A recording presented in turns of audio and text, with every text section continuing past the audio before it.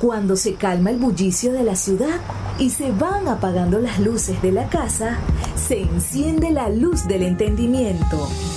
Desde este momento comienza Puerto de Libros, Librería Radiofónica, programa que contiene todos sus elementos tipo A. Puede ser escuchado por niños, niñas y adolescentes sin la supervisión de padres, madres o representantes.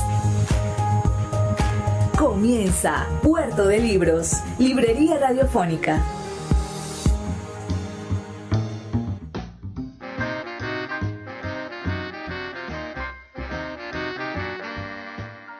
Hoy en nuestra sección Cada día un libro vamos a estar leyendo el libro Adiós Mundo Cruel, los suicidios más célebres de la historia, de la selección y presentación de Alicia Mizrahi, publicado por el Círculo de Lectores en el año 2004 en la ciudad de Bogotá. Los derechos originales de este libro son de Editorial Océano en el año 2003, cedida después al Círculo de Lectores, que es una gran industria que tiene su sede, por lo menos los libros que nos llegaban a nosotros tienen su sede en Colombia, y también tienen sede en Buenos Aires, y estaban y en Barcelona, y compran para vender libros a través de catálogos, compran los derechos de autores en las editoriales y reproducen estos libros para sus clientes exclusivos. Esto es Círculo de Lectores. Lamentablemente desapareció de Venezuela. Yo trabajé un tiempo en Círculo de Lectores vendiendo libros en catálogo. Tenía una clientela muy buena de la Universidad del Zulia, tenía un circuito de la Universidad del Zulia. Hoy vamos a estar leyendo este libro, Adiós Mundo Cruel, los suicidios más célebres de la historia,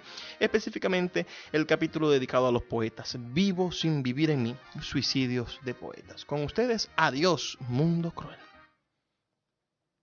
Según diversos estudios psicológicos, los escritores tienen entre 10 y 20 posibilidades más de sufrir depresiones y trastornos bipolares que otras personas que se dediquen a profesiones distintas.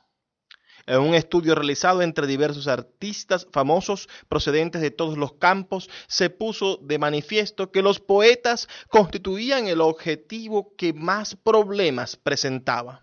El 50% de los poetas examinados había recibido en algún momento de su vida tratamiento psicológico a causa de distintos problemas asociados a la depresión y a los trastornos mentales.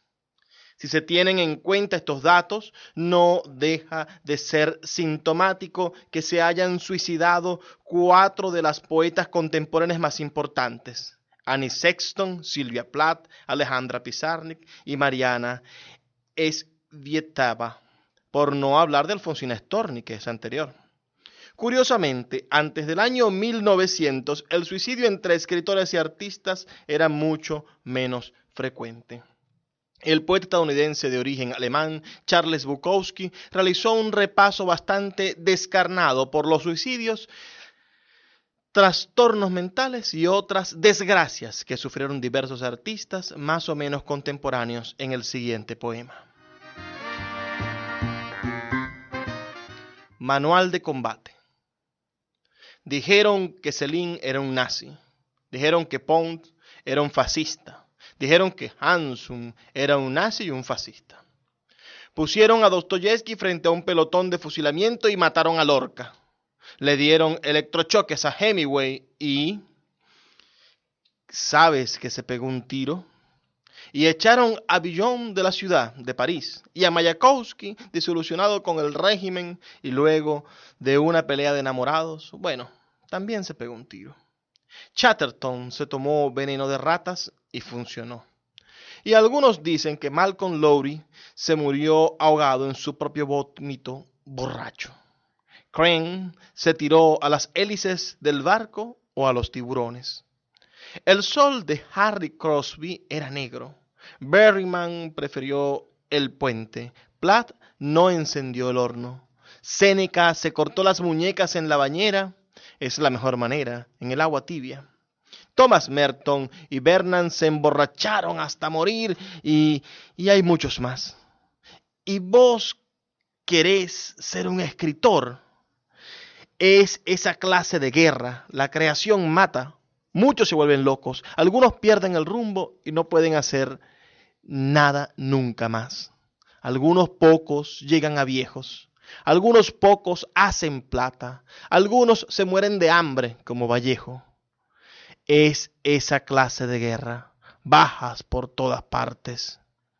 Está bien, adelante, hazlo. Pero cuando te ataquen por el lado que no ves, no me vengas con remordimientos.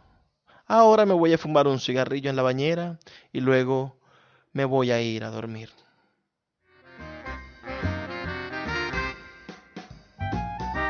Bueno, leímos un fragmento, un poema de Charles Bukowski que está en la introducción del capítulo dedicado a los poetas de este libro, Vivo sin vivir en mí, suicidios de poetas, del libro Adiós mundo cruel, los suicidios más célebres de la historia. Ahora vamos a ir leyendo paso por paso los poetas que están seleccionados por Alicia Mishrain en este libro de Círculo de Lectores. Comenzaremos por Thomas Chatterton. Espero que les agrade estos pequeños fragmentos, pequeños ensayos que ella incluye, donde habla de la vida de estos poetas. Thomas Chatterton. La historia de este poeta que murió jovencísimo es muy curiosa. Con solo 17 años de vida, Thomas Chatterton, nacido en 1752 y fallecido en 1770, está considerado como el mayor y más genial falsificador de la historia de la literatura. Como los miembros de su familia ocupaban tradicionalmente el cargo de sacristanes en la iglesia de St. Mary de Wycliffe, de su Bristol natal, Thomas tenía acceso a los archivos de la biblioteca. Con su imaginación y el abundante material que disponía, creó la figura imaginaria de un monje desconocido del siglo XV llamado Thomas Rowley, y lo dotó de una obra cuyo descubrimiento se atribuyó. Los supuestos poemas de Rowley despertaron el entusiasmo en críticos y lectores, pero cuando empezaron a investigar sobre su existencia hubo disensiones sobre su autenticidad y cayó en desgracia. Abandonado por sus protectores, entre ellos el mismo Walpole, Chatterton continuó escribiendo y dejó Bristol para trasladarse a Londres e intentar hacer fortuna como escritor. Ningún periódico aceptó aquellos escritos en los que descargaba su ira contra los mercaderes de Bristol, ciudad a la que odiaba. Vivió unos meses en la miseria hasta que decidió envenenarse con arsénico en una guardilla de Londres. Dejó más de 4.000 versos entre poemas, tragedias y égoglas. Siendo uno de los poetas más jóvenes conocidos, se convirtió en un héroe romántico gracias a Keats, Coleridge y Shelley. Leeremos de Thomas Chatterton entonces el poema Despedidas, incluido en esta antología. Despedidas. Adiós, Bristol, inmunda ciudad de ladrillos. Amantes de la riqueza, adoradores del engaño, rechazaron a un puntapiés, a un niño que divulgó viejas acusaciones y que por aprender pagó con una fama vacía. Adiós, gobernador, sigue tragando idiotas con tus eternas armas de corrupción. Me voy donde soplan himnos celestiales, pero tú cuando mueras te hundirás en el infierno. Hasta siempre, madre, acaba por fin mi alma angustiada. No permitas que me equivoque. Ten misericordia, cielo, cuando deje de vivir, y perdonen este último acto de miseria.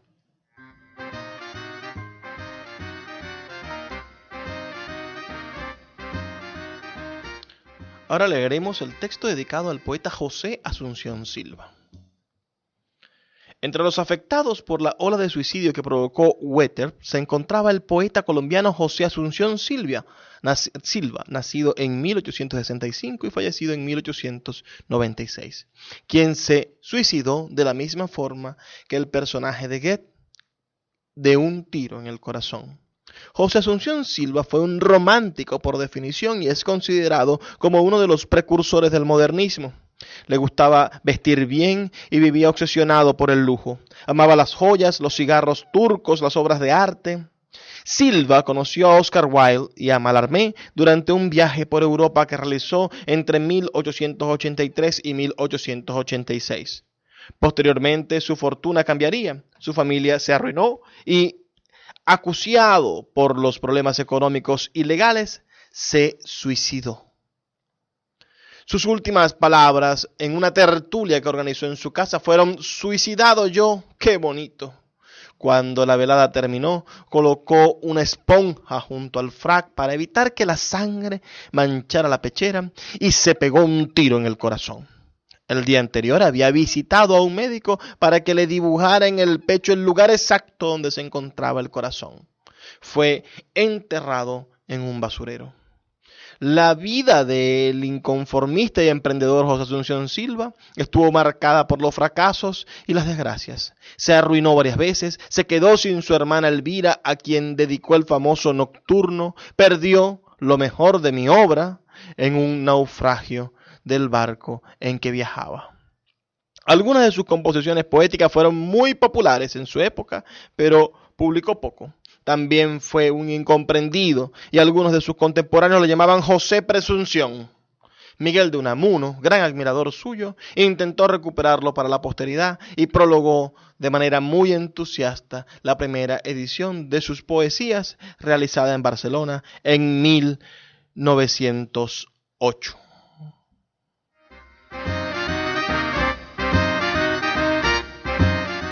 Se incluye en esta antología el texto Una noche de José Asunción Silva, que vamos a leer a continuación. Una noche toda llena de perfumes, de murmullos, de música, de alas. Una noche en que ardían en la sombra nupcial y húmeda las luciérnagas fantásticas. A mi lado, lentamente contra mí ceñida, toda muda y pálida, como si un presentimiento de amarguras infinitas hasta el fondo más secreto de sus fibras te agitara, por la senda que atraviesa la llanura florecida, y la luna llena, por los cielos azulosos infinitos y profundos, esparcía su luz blanca, y tu sombra fina y lánguida, y mi sombra, por los rayos de la luna proyectada, sobre las arenas tristes de la senda se juntaban. Y eran una sola sombra larga, y eran una sola sombra larga, y eran una sola sombra larga. Esta noche, solo, el alma llena de las infinitas amarguras y agonías de la muerte, separado de ti por la sombra, por el tiempo y la distancia, por el infinito negro, donde nuestra voz no alcanza, solo y mudo por la senda caminaba, y se oían los ladridos de los perros a la luna pálida y el chillido de las ranas. Sentí frío.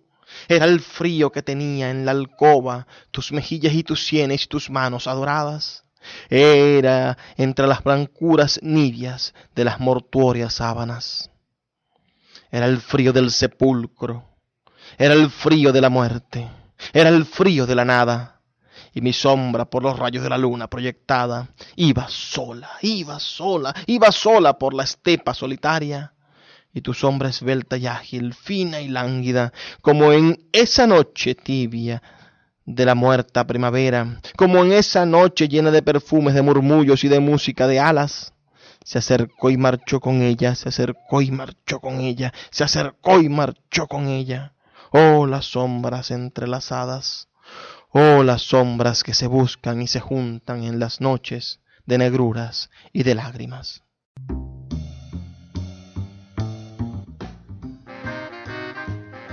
Seguimos en Puerto de Libros, librería radiofónica, el único programa de la radio zuliana que les lleva libros, lectura hasta sus radioreceptores. Estamos aquí de lunes a viernes, desde las 8 de la noche hasta las 10, llevando buena literatura a sus hogares. Hoy estamos leyendo el libro Adiós Mundo Cruel, los suicidios más célebres de la historia. Vamos a leer ahora sobre el suicidio del poeta George Tralk.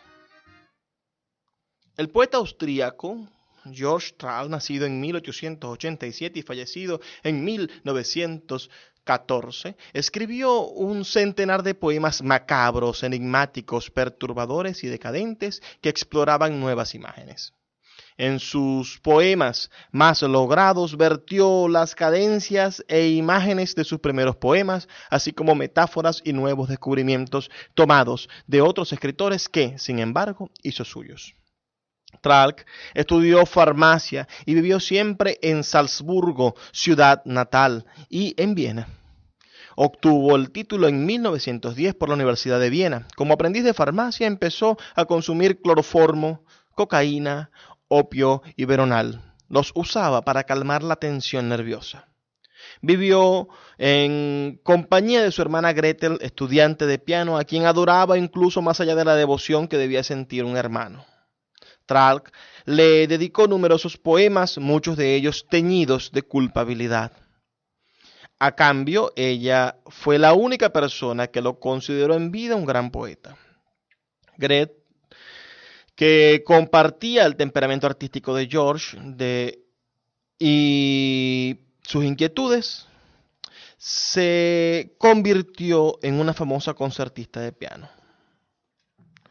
Tralk era un individuo extraño que se identificaba profundamente con Gaspar Hauser, un muchacho de 18 años que apareció de pronto en Nuremberg en 1828 después de ser liberado de un cautiverio que había durado toda su vida. Gaspar apenas podía andar y solo era capaz de decir esta frase: quiero ser caballero. Durante el resto de su vida, aunque fue educado, Gaspar vio las cadenas que lo habían mantenido atado como partes de su cuerpo. Fue apuñalado en 1883 y nunca se supo quién fue su asesino. George le dedicó una balada y, como Gaspar en su cautiverio, se sentía un no nacido y así sabía víctima de su propia inocencia.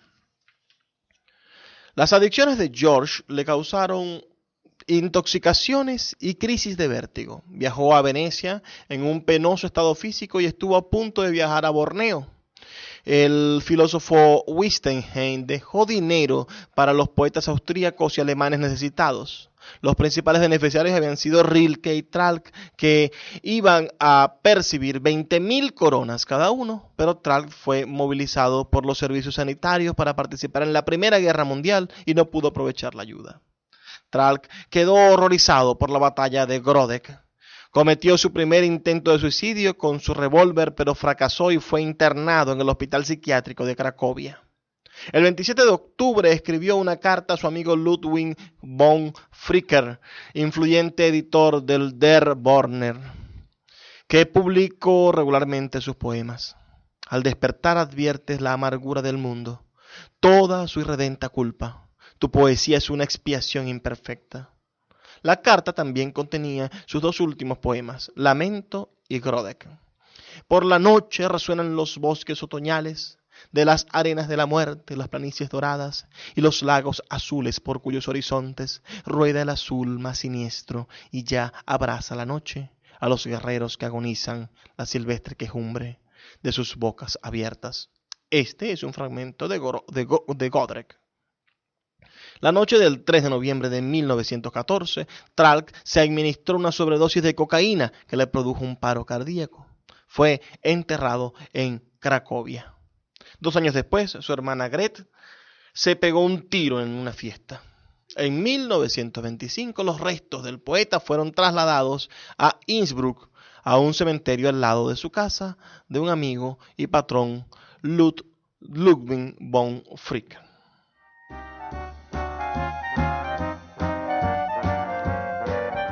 Ahora leeremos el último poema del poeta George Tralk, Lamento. Sueño y muerte, las águilas sombrías, rotan toda la noche en torno a esta cabeza. Del hombre la dorada imagen devoraría la gélida ola de la eternidad. Contra espantosos escollos zozobra el purpúreo cuerpo y se lamenta la oscura voz sobre el mar.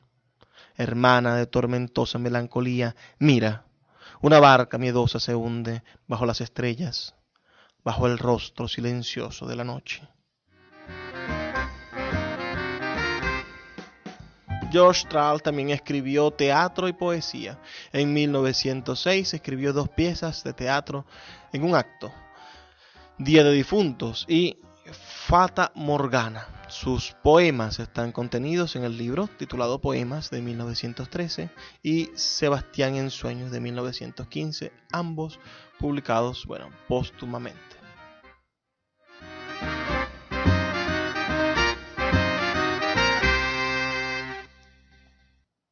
Leeremos el fragmento del libro dedicado a Medardo Ángel Silva.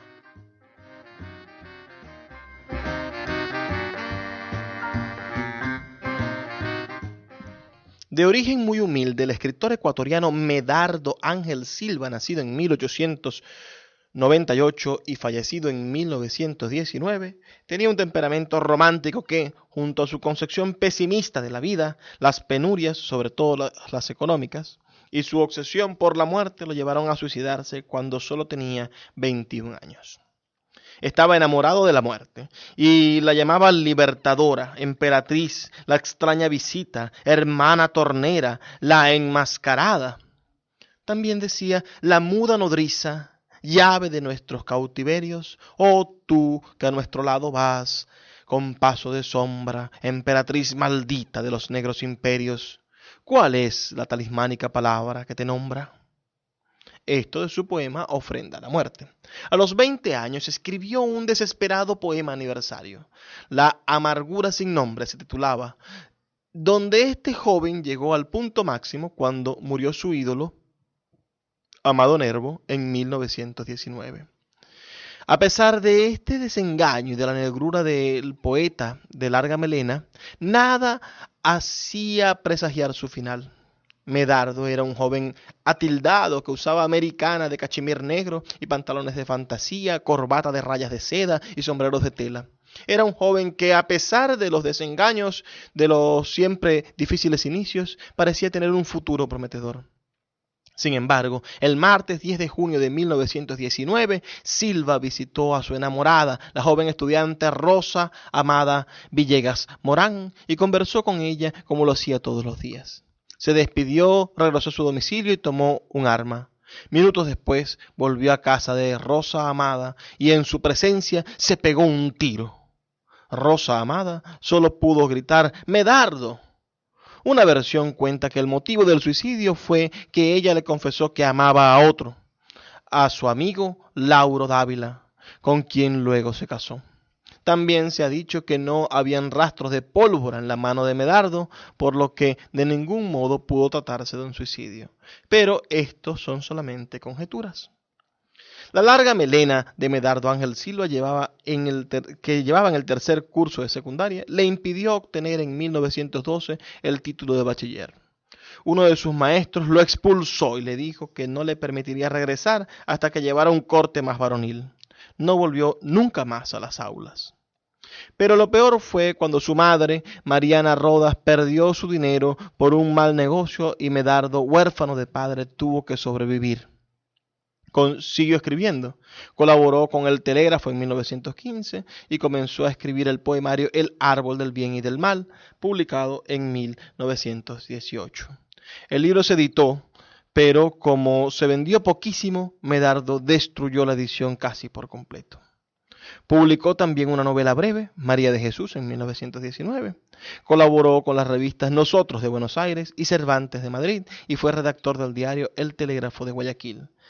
Si su espíritu era romántico, su poesía tendía más al modernismo.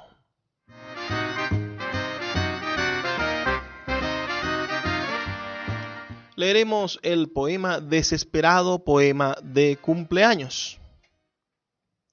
Hoy cumpliré 20 años. Amargura sin nombre de dejar de ser niño y empezar a ser hombre. De razonar con lógica y proceder según los Sanchos a profesores del sentido común. Me son duros mis años y apenas son 20.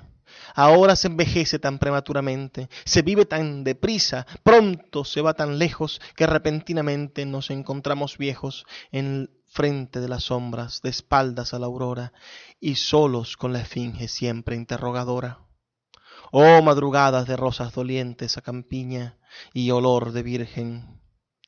Entonces está el alma de niña y el canto de la boca fluía de repente y el reír sin motivo era cosa corriente. Iba a la escuela por el más largo camino tras dejar soñoliento la sábana de lino y la cama bien tibia cuyo recuerdo halaga solo al pensarlo ahora. Aquel San Luis Gonzaga de pupilas azules y rezada cabellera que velaba los sueños desde la cabecera. Aunque yendo despacio al fin la callejuela acababa y estábamos frente a la escuela, con el mantilla bien oculto bajo el brazo, haciendo en el umbral mucho más despacio. Adolescencia mía, te llevas tantas cosas que dudo si ha de darme la juventud más rosas, y siento como nunca la tristeza sin nombre de dejar de ser niño y empezar a ser hombre. Hoy no es la adolescencia mirada y risa franca, sino el cansado gesto de precoz amargura, y está el alma que fuera una paloma blanca, triste de tantos sueños y tanta lectura.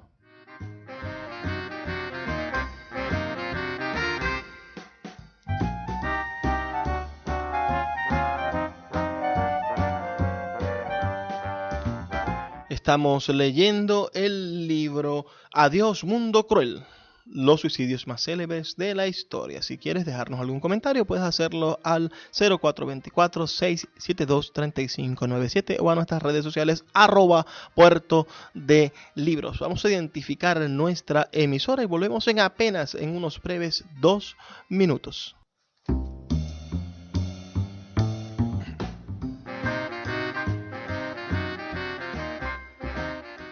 Estamos leyendo el libro Adiós Mundo Cruel, los suicidas más célebres de la historia. Ahora vamos a leer sobre el poeta Sergei Esenin.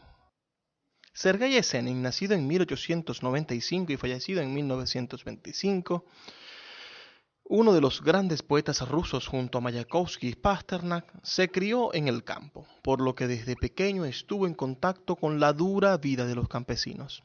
En sus carnes sufrió el peculiar y brutal sentido de humor de su familia cuando tenía 13 años. Sus tíos lo tiraron de un caballo sin ensillar y lo lanzaron a galope. Tras una vida de escándalos y pesadumbres, se suicidó con 30 años en una habitación de hotel. Se puso una cuerda en torno al cuello, le dio una patada a la mesita de noche que lo sostenía y se colgó. Con 17 años llegó a Moscú, pero no empezó a triunfar como poeta hasta que se trasladó a San Petersburgo al año siguiente. Sergei Esenin es, más que un hombre, un órgano creado por la naturaleza exclusivamente para la poesía, dijo Máximo Gorki cuando lo conoció. Esenin encabezó primero el grupo de los imaginistas. El imaginismo es un movimiento poético creado en Estados Unidos e Inglaterra en oposición al romanticismo, pero lo abandonó enseguida y declaró que lo importante no es la imagen, sino el sentimiento poético del mundo. Esenin pensó que la Revolución Rusa podría poner fin a las injusticias. En un largo poema, Inonia, es decir, otra, exponía su mesianismo campesino y su creencia en el reinado de Mujik, el paraíso terrestre aldeano, pero pronto se desencantó. Se convirtió entonces en un hombre pendenciero, juerguista y bebedor, y escribió obras como Confesiones de un perdulario y Moscú tabernario, donde describía su vida como inadaptado y Purgashop, mal recibida por la crítica, lo que lo acusó de mostrar en ella un individualismo anarquista.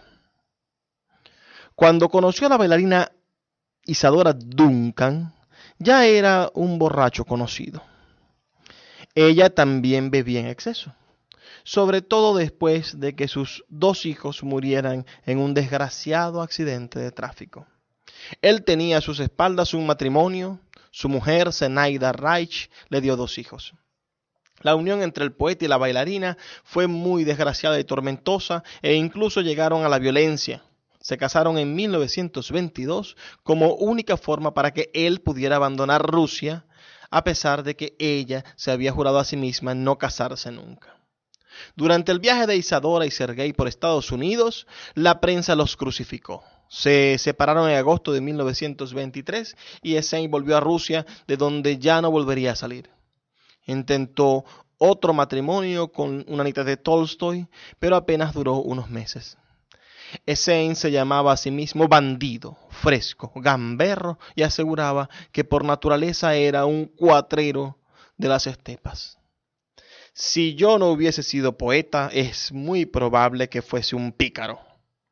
Camorrista y juerguista, seducía tanto por este halo de canalla como por su imagen dulce de cabellos rubios y ojos azules. Essen no era un gamberro feliz. En su actitud desafiante había mucho dolor. Durante su último año de vida, Essen escribió lo mejor de su obra lírica y épica, Ana Negüín y Los motivos persas, entre otros poemas. También se acercó de nuevo al Partido Comunista y volvió a ser celebrado como una gloria literaria nacional. La tarde anterior a la Navidad de 1925, Essen se hospedó en el Hotel Algeterre de San Petersburgo, llamada Leningrado entre 1924 y 1991, donde había estado alojado con Isadora y durante 3 días se dedicó a emborracharse tumbado en la cama. Mayakovsky, que se suicidaría 5 años después, desaprobó su suicidio. El pueblo ha perdido a su resonante guitarrero borrachín.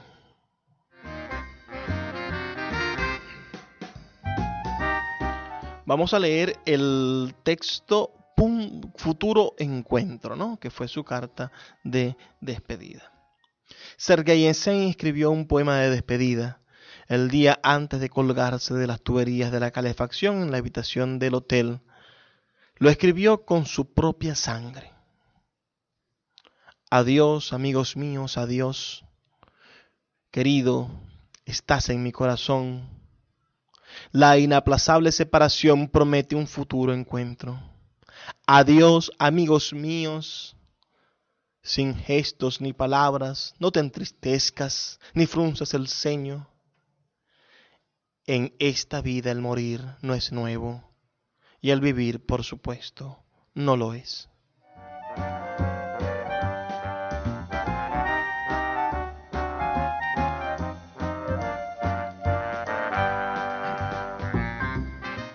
Ahora leeremos el fragmento, el capítulo dedicado a Vladimir Mayakovsky.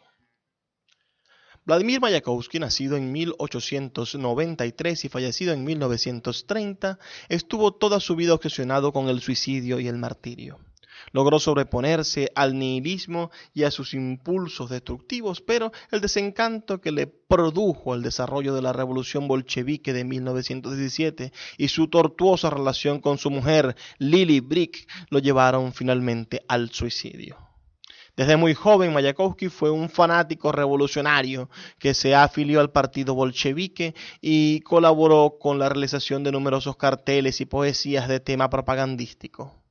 A pesar de las evidencias, tal vez más abundantes, se mantuvo ciego a los excesos cometidos por los partidarios de Lenin, a quien escribió unos versos de elogio.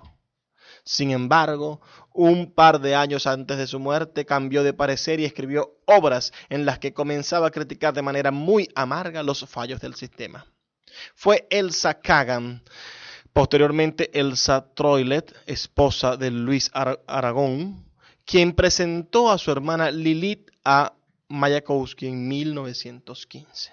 Lilith estaba casada con el rico editor y crítico Ospin Brick y con él vivía en un mundo de privilegiado.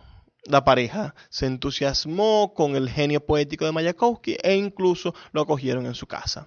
Vladimir comenzó a dedicar sus poemas a Lili. Así es como veía Elsa a Mayakovsky. Vestía una blusa amarillo limón y una gran corbata negra. Tenía una tarjeta de visita grande como una máquina de novela con su nombre en letras amarillas. Con las mujeres era de una gentileza sorprendente, pero las mujeres, que generalmente no se le resistían, preferían a sus maridos o a sus amantes de siempre. Respiraban mal en la altitud de Mayakovsky.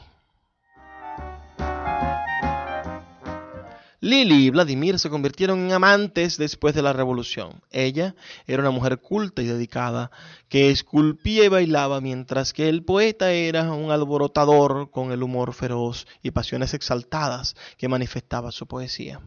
En realidad siempre estaba buscando romper la monotonía que lo ahogaba interiormente mediante fuertes emociones, y su estado natural era de una cierta dejadez. Vladimir escribía fervorosas cartas a Lili en las que le pedía una mayor atención. El poeta se dejó devorar por la pasión amorosa que sentía. Osip nunca se dio por enterado. El romance entre Mayakovsky y el amor de su vida, Lili, terminó en 1925, pero siguieron siendo amigos hasta el final y ella luchó siempre por reivindicar su obra. En 1928, Vladimir se enamoró de la joven rusa Tatiana Yakovleva, nieta del pintor Alexander Yakovlev.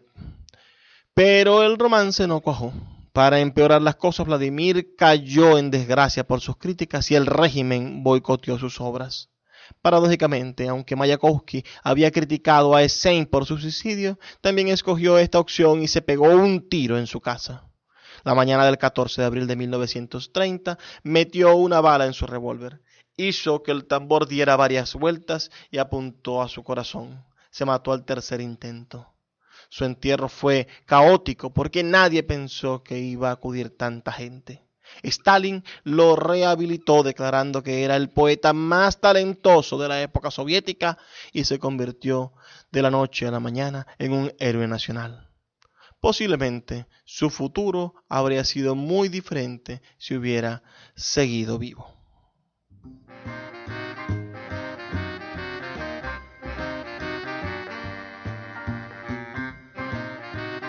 Leemos el poema El caso está cerrado, carta reproducida en el número 1 de La Surrealiste à service de la Revolution, en el año 1930.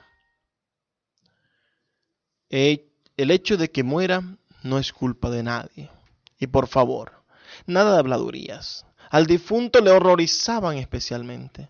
Mamá, hermanas mías, camaradas, perdonadme, este no es el mejor camino. No se lo aconsejo a nadie, pero no tengo ninguna otra salida. Lili, ámame. Camaradas del gobierno, mi familia son Lili Brick, mamá, mis hermanas y Verónica Vitrodova Pollonoskaya. Si podés hacerles la vida más tolerable, gracias. Dad mis poemas empezados a los Brick, ellos sabrán qué hacer. Como suele decirse, el caso está cerrado. Mi canoa de amor se ha quebrado contra las rocas de la vida cotidiana. Estoy en paz con la vida y no tengo ya por qué contar los sufrimientos que he sufrido en manos de otros, las desgracias y los insultos. Suerte a los que quedan. Postdata, camaradas, no piensen que soy débil. De verdad, no se puede hacer nada. Hola, digan a Ermilov que es una lástima que yo escribiera la consigna que debimos maldecir. En el escritorio tengo 2.000 rublos. Úsenlos para pagar los impuestos. Lo que sobre, dónenlo a la Casa de Publicaciones del Estado. Vladimir Mayakovsky.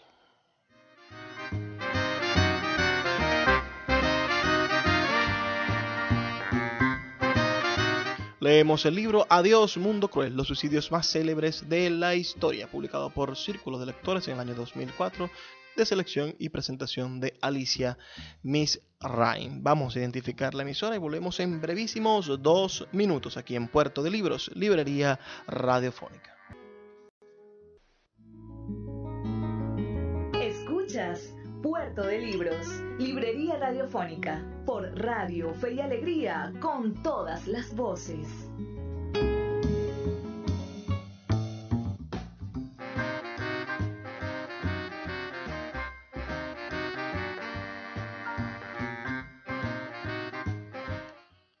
Ya por último, vamos a leer 2 fragmentos más de este libro, Adiós, Mundo Cruel, los suicidios más célebres de la historia. Leeremos el suicidio de la poeta Alfonsina Storni.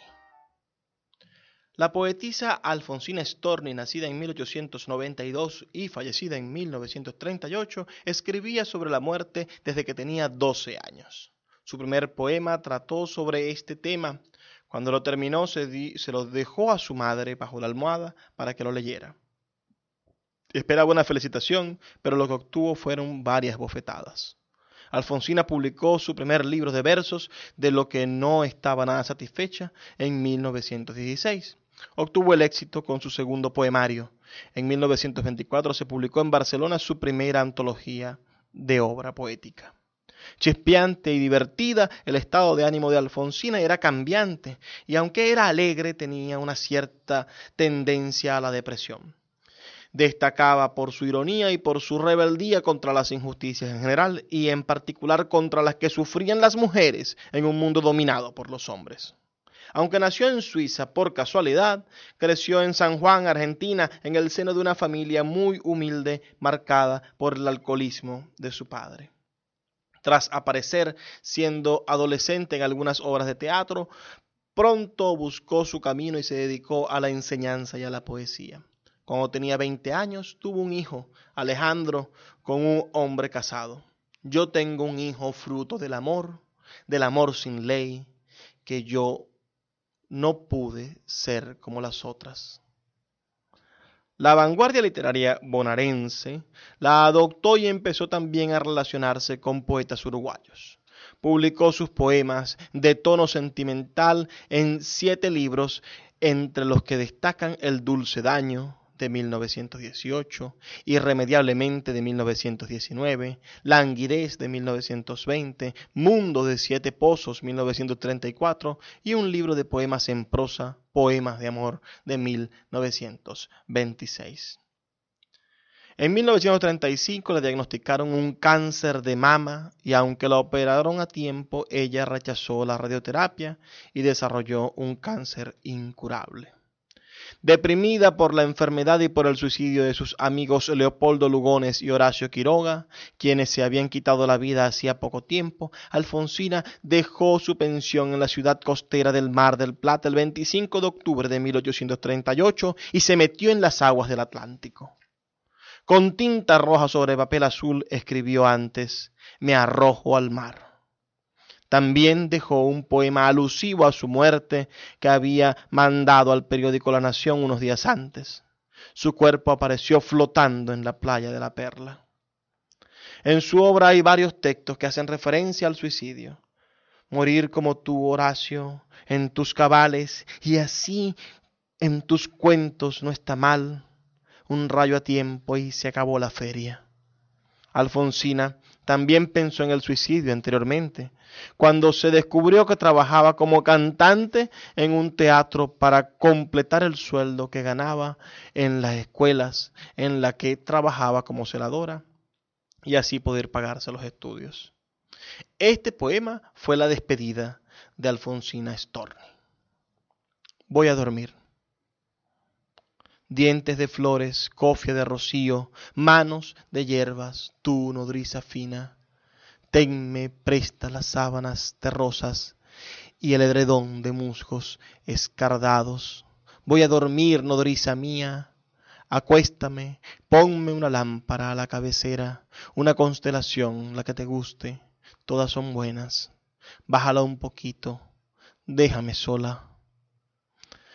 Oyes romper los brotes, te acuna un pie celeste desde arriba y un pájaro te traza unos compases para que te olvides. Gracias. Un encargo. Si él llama nuevamente por teléfono, le dices que no insista, que he salido.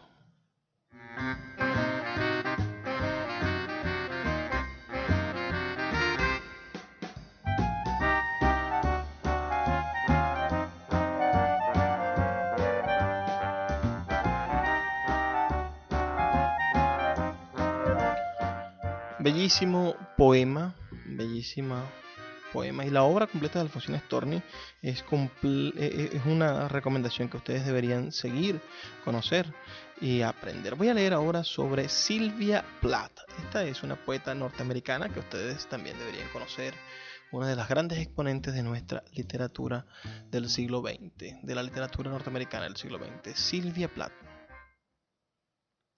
El perfeccionismo fue el gran enemigo de Sylvia Plath, nacida en 1932 y fallecida en 1962, que se agotó ante el reto continuo de ser la madre perfecta, la esposa perfecta, la ama de casa perfecta, la compañera perfecta y la escritora perfecta. Fue una niña prodigio y escribió su primer poema a los 8 años, la misma edad en la que perdió a su padre, un profesor de biología. La angustia la perseguiría durante toda su vida. En 1952 apareció en la revista Maid Mosley su primera narración, que había ganado un concurso. Por estas fechas cometió su primer intento de suicidio. Dejó una nota a su madre diciendo que se iba a dar un largo paseo.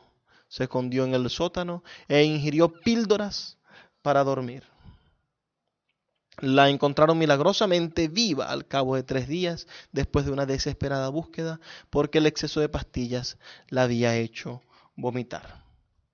El tratamiento psiquiátrico, que incluyó electrochoques, la devolvió a la normalidad supuesta. Se basó en su propia experiencia para escribir La campana de cristal.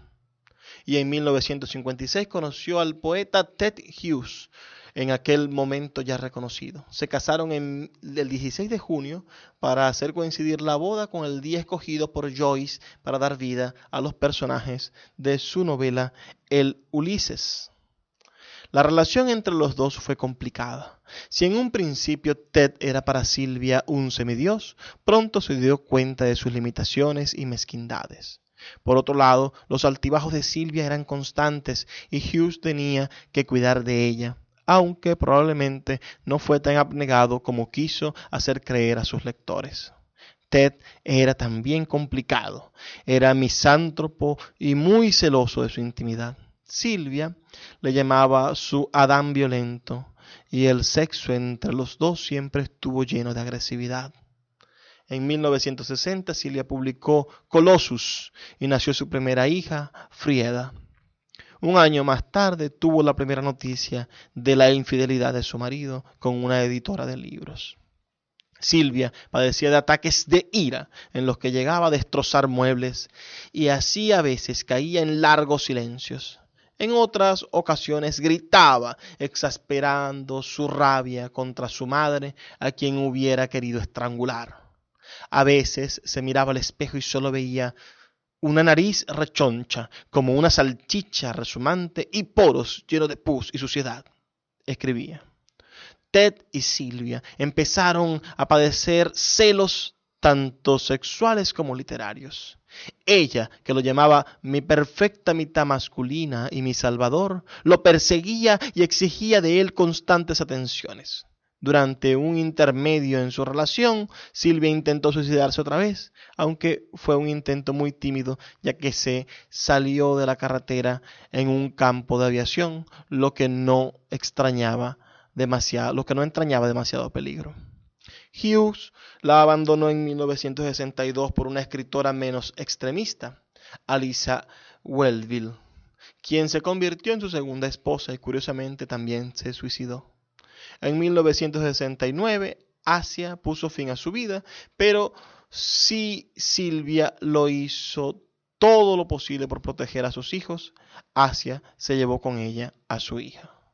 En sus últimos 7 meses de vida, Sylvia escribió sus mejores poemas. Poemas descarnados, auténticos, apasionados y profundos que la han situado entre los mejores poetas del siglo XX. El 16 de octubre de 1962 escribió a su madre: soy una escritora de genio. Se me ha concedido el don.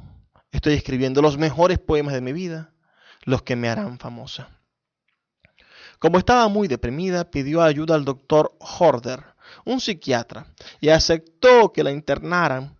pero salió poco después, el 10 de febrero, y durante todo el trayecto a su casa no hizo más que llorar. La mañana del 11 de febrero de 1963, Silvia llevó al cuarto de sus hijos, Frida, de 3 años, y Nicolás, de 13 meses, 2 jarritas de leche, pan y mantequilla. A continuación, aisló bien las puertas con toallas y cinta adhesiva y se encerró en la cocina. Abrió la llave del gas y metió la cabeza dentro del horno. Dejó una breve nota. Por favor, avisad al doctor Horder. Parecía como si no se creyera que iba a morir y pidiera ayuda a su terapeuta. Dejó un extenso diario, escrito desde los 11 años de edad hasta poco antes de morir, que ya ha sido publicado íntegramente, excepto el cuaderno que escribió durante los últimos meses de su vida, que fue destruido por Hugh, quien prefirió que sus hijos no tuvieran que leerlo. En sus diarios y poemas es evidente su fuerza y su talento creativo, pero también su pulsión de muerte y el placer y el miedo que le producía la autodestrucción, lo que ella llamó el gran striptease de matarse lentamente. Pocos días antes de su muerte escribió un poema, Lady Lazarus, en el que hablaba de su muerte. Morir es un arte como todo lo demás. Lo hago excepcionalmente bien. Lo hago de forma que parece el infierno. Lo hago de forma que parece real. Supongo que podrás decir que tuve una llamada.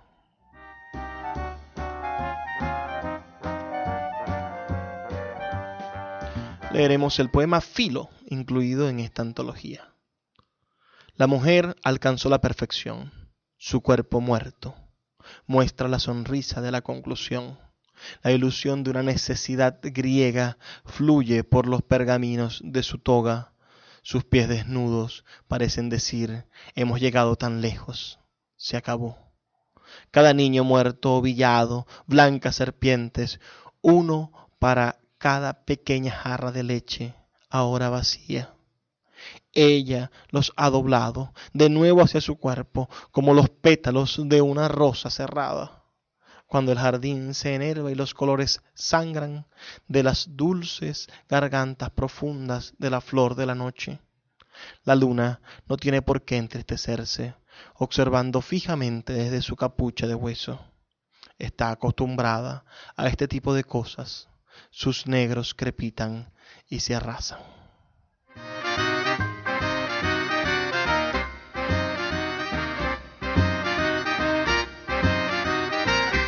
Bueno, hoy leímos este libro, Adiós, Mundo Cruel, los suicidios más célebres de la historia, publicado por Círculo de Lectores. Vamos a identificar la emisora y volvemos en breves 2 minutos para continuar con nuestro puerto de libros, librería radiofónica. Ahora sí, llegamos al final de nuestro programa. Ha sido un placer trabajar para ustedes, tener este brevísimo pero intenso recorrido por el mundo de las letras y los libros. Estuvimos en Puerto de Libros, librería radiofónica. Les habló Luis Peroso Cervantes y los dejo con el mensaje que siempre me gusta dejarles, esta invitación a ser felices. Por favor, sean felices, lean poesía.